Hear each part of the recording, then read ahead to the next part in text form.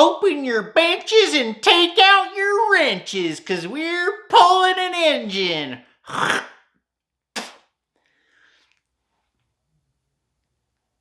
probably should have done that outside.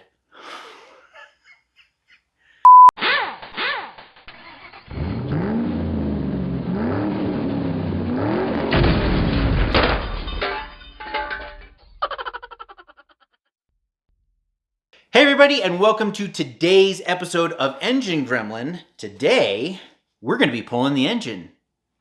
Now you may have noticed the handy dandy engine hoist that I have here next to me, and I'm going to get to that in a minute. But before you even think about using one of these to pull your engine, there's a couple of things that you're going to want to do first. Namely, you need to disconnect first everything on your engine that connects it to the car. The second thing that you're going to want to do is drain your fluids. And I'm going to go over both reasons. The first thing, or second thing I guess I did say, draining your fluids. Now there's three main fluids that you're going to want to think about draining. The first one is your radiator fluid, so your antifreeze. This is a fluid that goes through the radiator, goes through your engine block. Now to do this, especially in a 1968 Mustang, it's pretty easy. What you're going to want to do is find some kind of container to catch it in that you can put underneath the car. I have a 7-quart canister that's used to catch fluids and then cap them off so they don't leak out. And then I just take it to the auto parts store to be recycled. Also, side note, always recycle your fluids. If you're letting them go out into the ground or something like that, shame on you. Shame on you. Shame. Shame. Shame. Always recycle your fluids. Dispose of your fluids responsibly. So, back to the radiator fluids.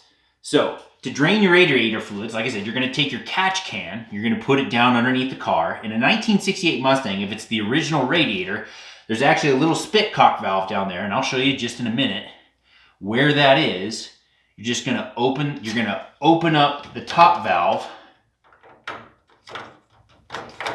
He said. So you're going to take off your radiator cap, and this is going to allow the air to balance and allow the fluid to actually flow better. And you're going to open that little valve down there, and the fluid's going to start to flow out. This will take care of about 90% of your antifreeze. And the other 10%, you're going to want to drain by disconnecting your lower radiator hose and just letting it drain out. Let it sit there for a while. The fluid sometimes can take a little while to drain. There's a lot of fluid in here between the engine block and the radiator and your reservoir. It's going to take a little time. In the meantime, that's going to give you the opportunity to move on to the other step, which is disconnecting everything that attaches your engine to your car. Now, specifically, we're talking about hoses, and we're talking about electrical connections. The physical connections on an engine are actually few and far between. So, pretty easy on that front. When you're disconnecting most of the connections of the engine on your car, you're gonna want to label them, a lot like I've done all over the place already, just using some simple painter's tape and a Sharpie. In fact, you don't even have to be that aggressive in how you name them. You know, something as simple as, for, let's say, the electrical side, as long as you have a corresponding number and its location, the next time you put the engine back in and you go to hook everything back up, 1 goes to 1, 2 goes to 2, 3 goes to 3, and so on. It makes it very, very easy. You don't even have to know what those connections do if if you haven't had the time to learn or, figure it out. So, easy peasy there. Hoses, I do recommend that you maybe give a little more thought to labeling if they're not very obvious.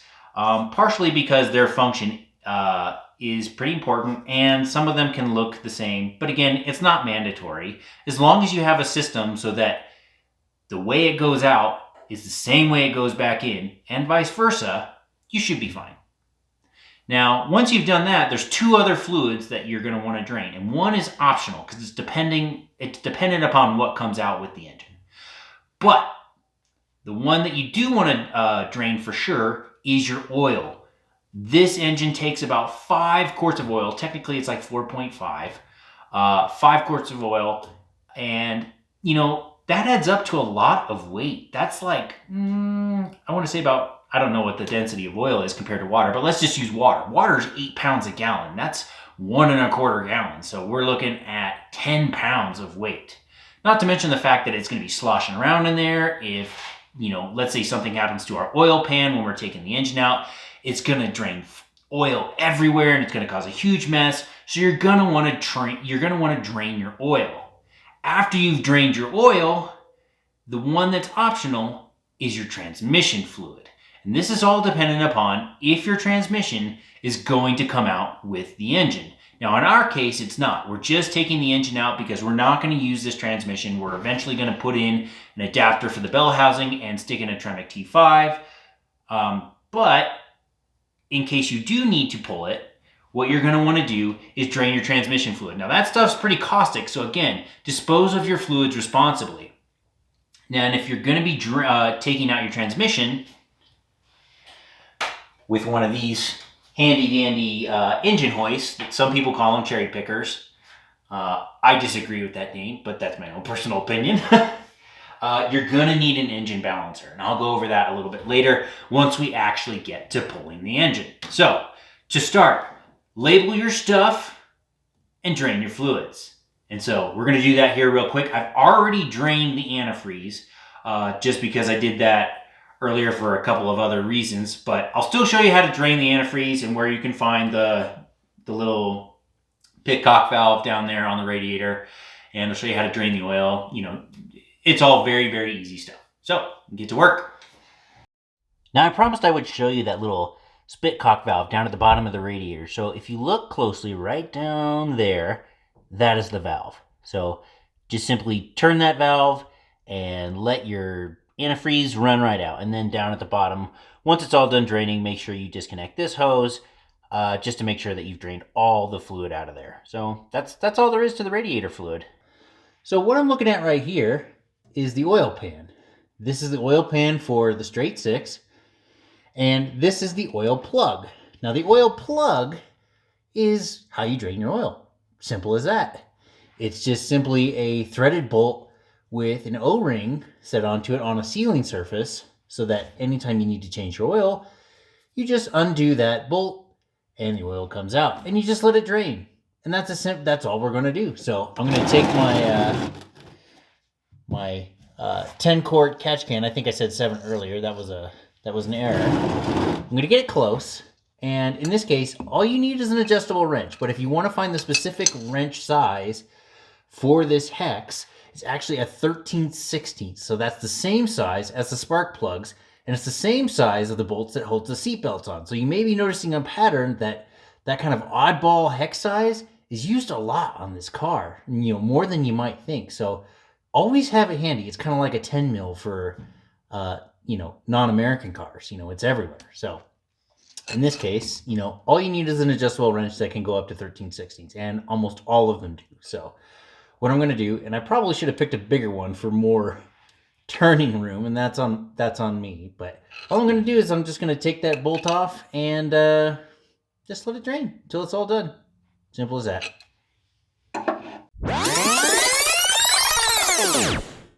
Okay, so as you can see, the plug is loose. It's almost ready to come out.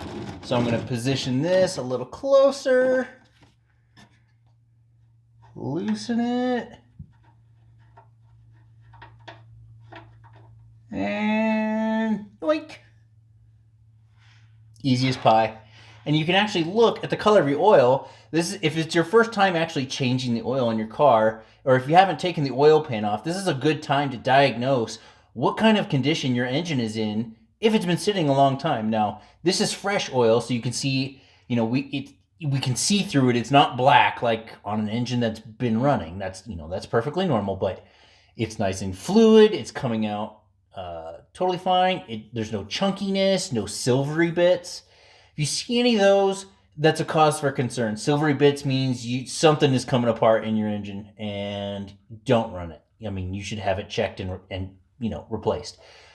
If it's chunky, that means it could be one of two things. It could mean that you have a crack in your block and your antifreeze has mixed with your oil and it's become kind of like a doughy mixture. Or, if it's just chunky, pure blackness, that just means that your oil has dried out. It didn't have enough oil in it. It got hot, and not everything is lubricated in there very well. So you're probably going to want to rebuild your engine anyway. So any kind of engine that's been sitting for an appreciable amount of time, you're probably going to want to rebuild, or at least do some sort of maintenance on it to lubricate everything and make sure that it's running fine. But in our case, fresh oil, and we're getting ready to pull the engine so we can rebuild it. So no worries on this end. So that's how you drain your oil. So this is also the same procedure you use for doing an oil change, with the exception of changing out the filter, which is right up there. I'm not going to cover how to change oil, though. There's plenty of other people who have details on how to do that. So moving on. Oh, while I'm down here, I almost forgot. If you're going to be taking the transmission out of your car with the engine while you're down here, you might as well do it. So the procedure is exactly the same. In this case, this is a C3 transmission. It's a three-speed manual transmission. It has a similar bolt, except it's a square bolt on the transmission housing. And it's on the bottom side of the housing. All you do is just loosen that bolt, place your canister, and let it drain. Do not mix your fluids. Don't mix your transmission fluid and your engine oil if you're going to have them recycled. They're two very different fluids. They have dedicated recycling, containers for both. You can just take them to your local auto parts store and they should be able to recycle it. So again, recycle your fluids and do it responsibly, or I will set the gremlins on you. All right, well, we're done labeling everything here on the car and disconnecting everything that connects it to the actual frame of the car, save for the motor mounts and the transmission. And that was really fast. It only took 30 minutes. Now, granted, this is a 1968 Mustang with a straight six. It's not exactly a whole lot going on. And I even had a little bit more complication than some others might, because I actually have a factory AC unit. Back then, AC was an option. It didn't come with the car. So some of these motors don't even have AC that you have to worry about. That's what those big annoying tubes that you might have seen in the video were. So just turning around here,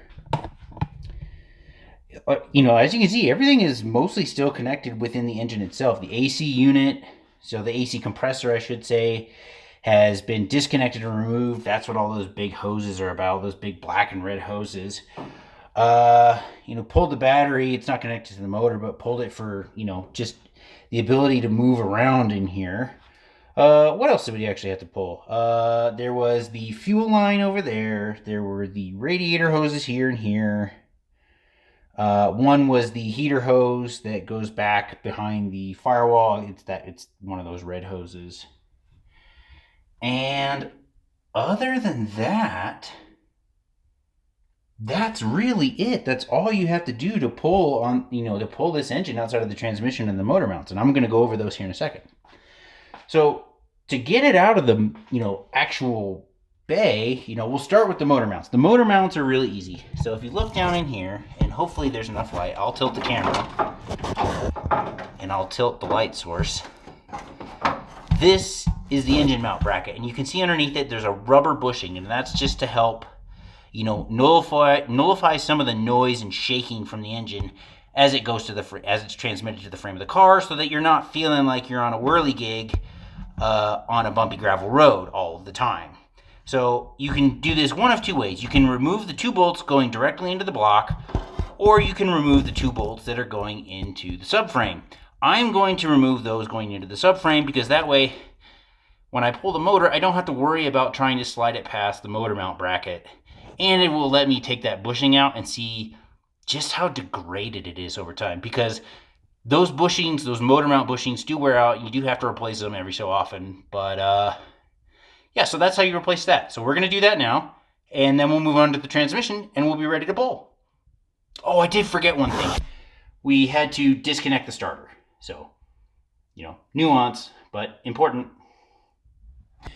All right, so as you may or may not be able to tell, I am actually underneath the car right now, and the reason I'm doing this like this is to show that, even if you don't have jack stands at this particular stage of your build, or, let's just say you can't get a hold of them for some reason, or there's no way for you to actually get your car up off the ground, you can still do this part without needing those parts. The natural clearance of the Mustang should be high enough that you can get underneath here. Now, it will be a little uncomfortable, fair warning, but you can do it. And for, what's the word? Transparency's sake, I do have the car jacked up just a little bit, but that's actually just so I could get the camera under here and move around a little bit to show you that you can do this. So it's for filming purposes, not for application purposes.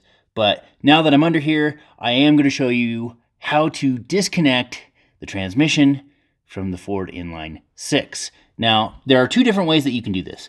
One, you can disconnect it from the bell housing, which the bell housing you can think of as the adapter between the motor, so the crankshaft, and the transmission. And that's where you'll typically find your clutch.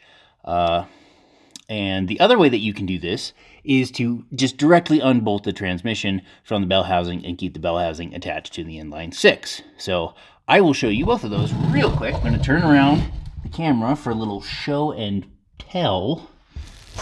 So right here, this is the beginning of the bell housing. This is the bottom of the oil pan right here. So this is directly underneath the inline 6. And this is an adapter plate for the bell housing, so an adapter for an adapter, so to speak, helps hold the bell housing on. That's given away by these two bolts here. And then there's 4 more bolts, I believe. One that is actually hooked up to the alternator, which is just up there, out of sight. Oh, there it is. You can just see it. It's got that sticker on it.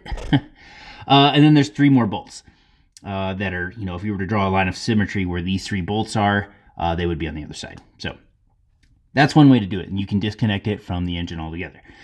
The other way is to disconnect the transmission itself. So I'm going to scoot forward like a worm.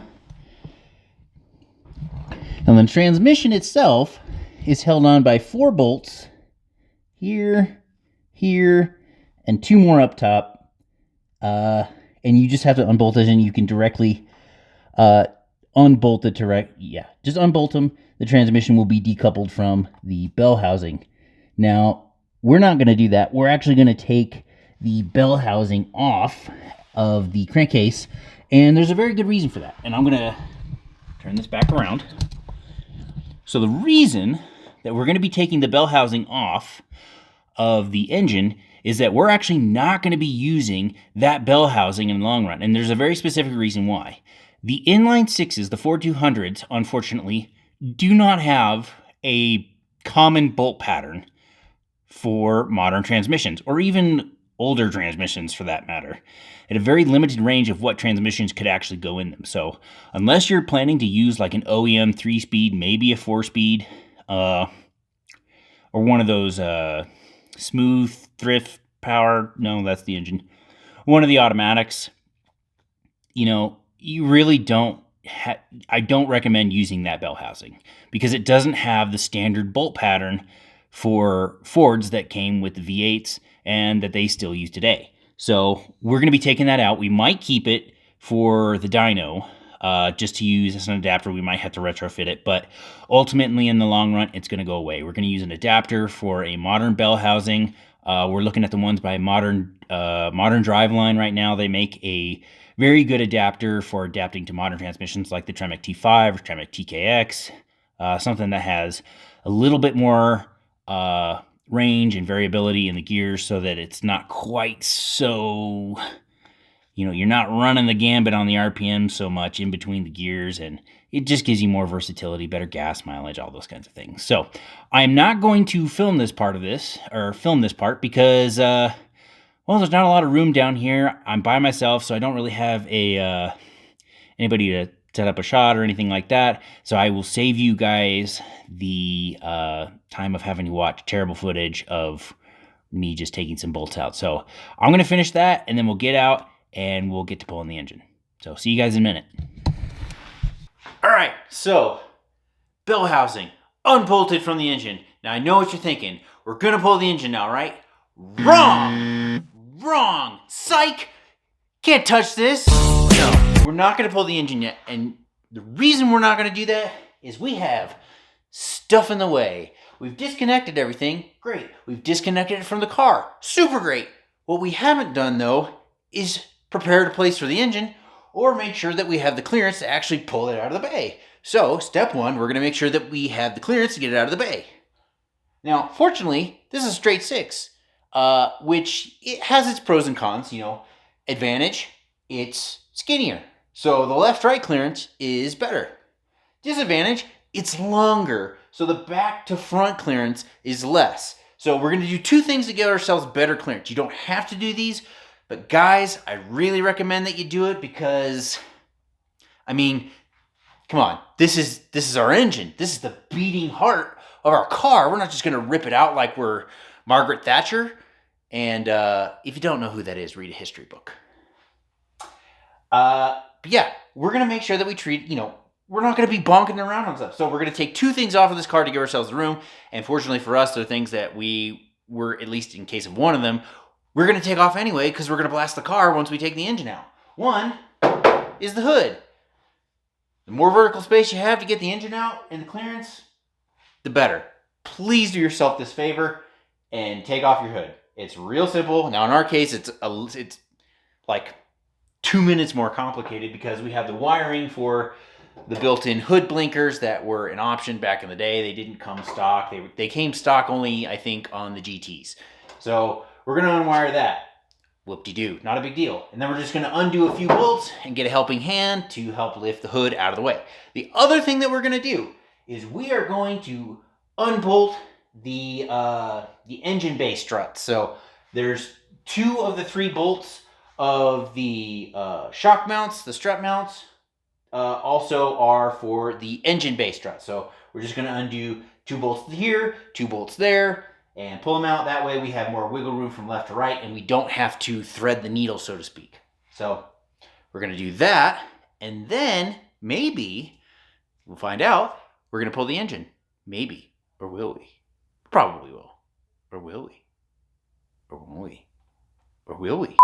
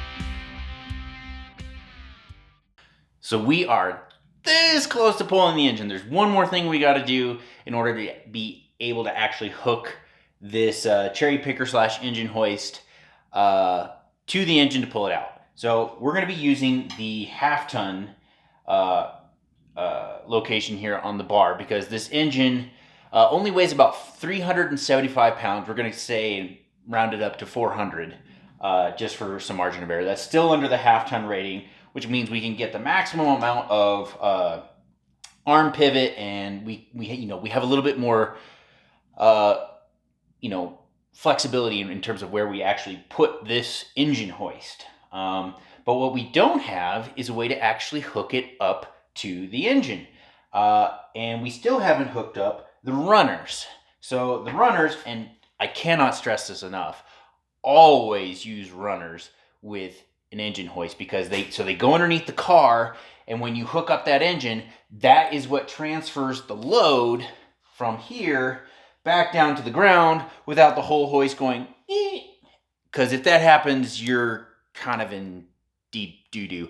So we're going to install the runners here, but then we're going to fabricate a way to hook it up to the engine. Now, the most secure way on the straight 6, and I can't speak to the V8, but on the straight 6 to hook it up is to use the back right and front left cylinder head bolts. And usually you'll want to make sure they're a little extra long, just so that whatever you're putting underneath to adapt it to the chain is what's going to work. So what we're going to take is this thick mild steel right here, and I've done some rough math on the tension load that's going to go into this guy. We're going to bend it into 2 different L brackets with holes for clearance for the bolts to screw the cylinder head bolts through it so that we have a hole on top also to attach a link through. We're going to have 2 sets of chain that are rated to about 1,500 pounds each, so we shouldn't have any worry about the chains breaking. And those are going to go to a grade 8 bolt there on the end with 2 wide washers on both ends, just so the chain can't accidentally slip off. That's the last thing you're going to want, is the chain or the engine slipping off. So I'm going to get to work fabricating the 2 brackets and then trimming the chain if I have to, and then we'll pull it out.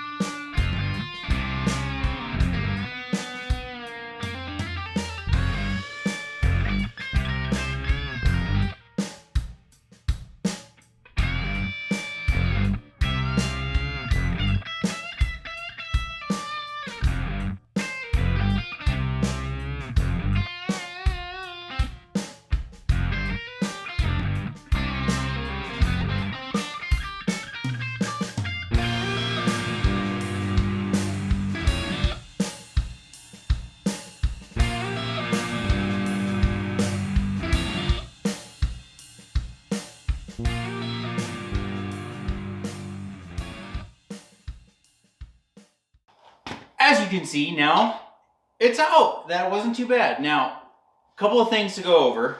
One, when you're pulling the engine, do it a couple of times. And by that I mean go up and down, up and down. If something's not coming loose, stop, let off a little tension, check, see what's not giving loose. In this case, we actually found 2 things that weren't giving loose. One was, in my haste, I actually missed 2 bolts that were connecting the engine to the transmission, and those were the bolts here and here. So that was my bad. The other one I actually didn't notice before. It was on this side of the motor, and I can't really show you, but I'm not entirely sure what it does. There was this assembly here, oops, that appears to be connected to the the parking brake, and yet goes down to a little paddle on the bottom of the transmission. So I'm gonna have to go and look through the manual and actually find out what this is, because aside from my own general curiosity, you know, I need to know what it is for in case I need to put it back together. So, you know, but all in all, you know, you saw in the video, that was just me by myself, taking my time, giving it wiggles here and there, just to see if, you know, I had a little bit of trouble getting it past the radiator, and if I could go back in time and do it again, I would take the radiator out just for that much more clearance. But I was able to shimmy it and get it past the radiator without damaging the radiator. Even if I had damaged the radiator, I don't think it would really matter, because we're going to replace that radiator. We're probably going to go with something like a Mishimoto or something like that, something with dual electric fan, because we want to get rid of the fan on the front side. But regardless, you know, that went very, very well. It was very, very easy. Last thing I'll mention is super thank you to DC Racing. They are the engine shop who are going to be cleaning and machining this engine and helping us build it up, letting us film at their location. They were kind enough to let us borrow their spare engine hoist / cherry picker. So huge thank you to those guys. Those guys are awesome. So if you're in the Denver area and you need a race quality engine, because I've seen the engines that they build, head over to DC Racing. They've been around a long time in the Denver area. I think they're the only shop in Denver with an actual engine dyno. So if you want to know what your engine's actually putting out, do a custom build, all kinds of stuff like that, go to DC Racing. Again, those guys are super duper awesome, and you know, they'll fit you in. So again, thanks to those guys. And so yeah, we're gonna get this hauled up, taken to the shop, and next episode we should be getting a lot of shots and commentary on taking this thing apart, getting it cleaned, machined, and built up over the next 2 months, maybe 3. We would like to do it in a couple of weeks, but with the state of the world due to COVID, parts availability is just rough. So once we get this shipped off, we're going to start tearing the car down to get it blasted, and then we can start assessing anywhere in the body that we need to start doing repairs or, you know, some body work. So until then, thank you guys so much for watching. This has been super fun, and super awesome. So thank you guys again for watching, and I will see you guys next time.